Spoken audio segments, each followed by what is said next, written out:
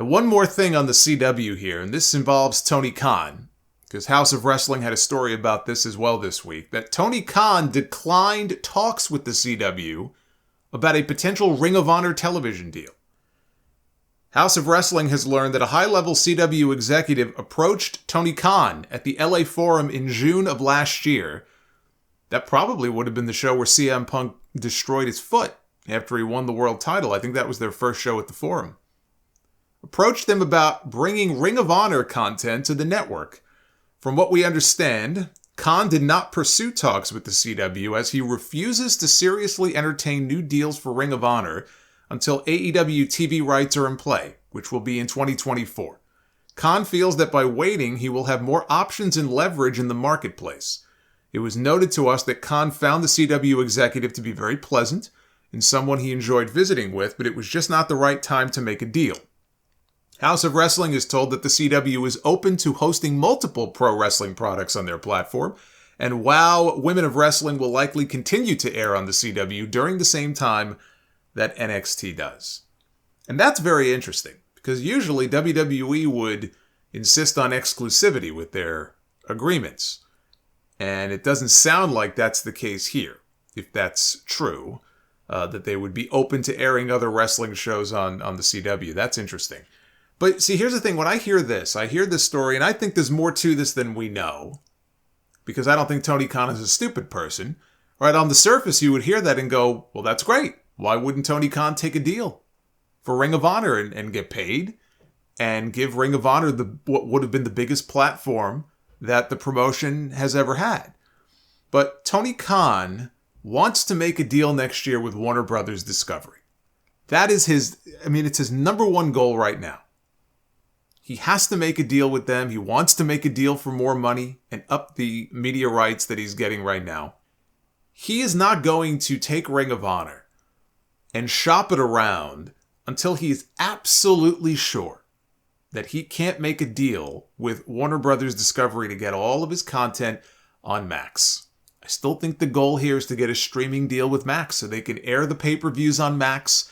They could put the AEW library, all 4 years worth of it, on Max, and they could take the Ring of Honor library, which goes all the way back to 2002. And you've got tons of footage on there of some of the top stars today in WWE and AEW in that library. And he wants to put them together in a package deal and offer that content, I think, to Max. I think that probably is his number one goal right now. And he has the relationship with Warner Brothers Discovery, and he wants it to be as strong as it can possibly be. So if he can expand that library even more and offer more content, more value, then that's probably what he's looking for. But it's definitely a risk. If he had interest from a top 20 broadcast network in possibly airing Ring of Honor, and if they were willing to pay him for that product and he said no, he passed on that, he may not get that opportunity again. Especially now that the CW made the deal for NXT, which is going to offer them a lot more eyeballs than Ring of Honor would. Even if he eventually made a deal with the CW for Ring of Honor, they're automatically number 2 on their own network. If they made a deal tomorrow to put Ring of Honor television on the CW, he does so knowing that we're already number 2 behind NXT on this network.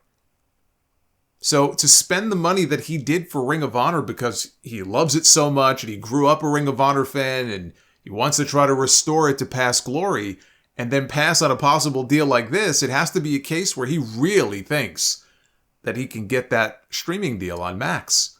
And Ring of Honor would be part of such a deal. Because in the past, Warner Brothers Discovery has passed on Ring of Honor as a television property. They've already said no, they had no interest in that. And I understand him not wanting to upset the apple cart when it comes to Warner Brothers Discovery, because if he loses that deal, AEW is in very big trouble. There is no way that AEW can be sustained at the level that it is at right now with the money they spend and the amount of talent they have under contract without that money from Warner Brothers Discovery. It's not possible. Tony Khan has said before, it is not possible. He is going to bend over backwards to make them happy and do whatever it takes to make sure that come next year, they get a new deal out of them for more money. I don't think it's an exaggeration to say that next year is going to tell the tale of AEW's fate based on whether or not they are able to make a new deal with Warner Brothers Discovery and for how much. 2024 is going to be the most important year in AEW history because of that story.